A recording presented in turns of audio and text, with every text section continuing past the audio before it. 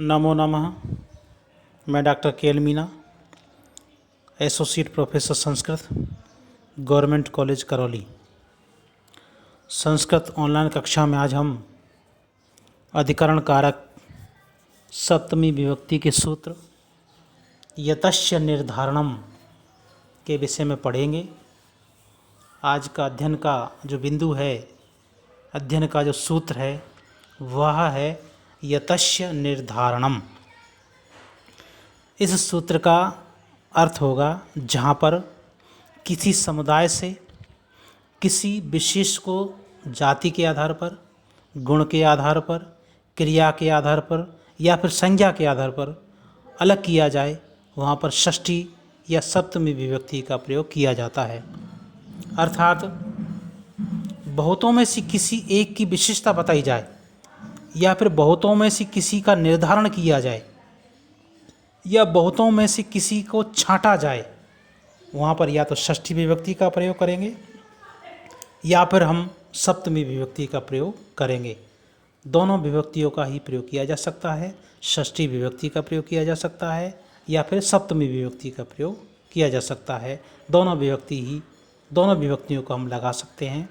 जैसे उदाहरण है कवीनाम कविषु वा कालिदासः श्रेष्ठः।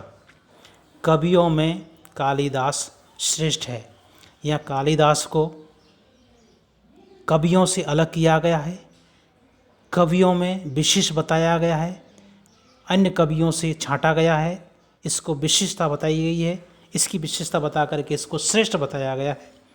इसीलिए कवि नाम में षष्ठी विभक्ति का प्रयोग हुआ है और कविषु में सप्तमी विभक्ति का प्रयोग किया है। इस प्रकार हम कह सकते हैं कि यदि किसी व्यक्ति को बहुतों में से छांटा जाए, बहुतों में से विशेष बताया जाए, वहाँ पर या तो सप्तमी विभक्ति या फिर हम षष्ठी विभक्ति का प्रयोग करते हैं। नेक्स्ट जो उदाहरण है वह इस प्रकार है छात्राणाम छात्रेषु वा रामः श्रेष्ठः।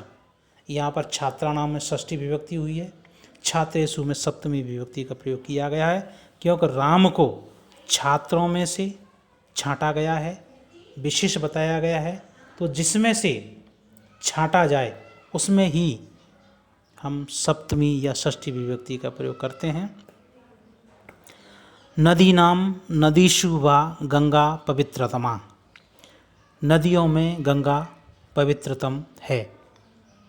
यहाँ पर गंगा नदी को अन्य नदियों से विशेष बताया गया है, पवित्र बताया है, इसीलिए जिससे विशेषता बताई गई है उसमें ही हम षष्ठी या सप्तमी विभक्ति लगाते हैं। और यहाँ नदी नाम में षष्ठी विभक्ति लगाई है और नदीषु में सप्तमी विभक्ति का प्रयोग हुआ है। पर्वतानाम पर्वतेषु वा हिमालयः उच्चतमः। यहाँ पर हिमालय को उच्चतम बताया गया है, किससे? पर्वतों से।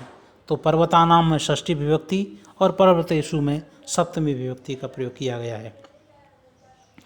गवाम गोषु वा कृष्णः बहुक्षीरा। गायों में काली गाय है, वो बहुत दूध देने वाली होती है।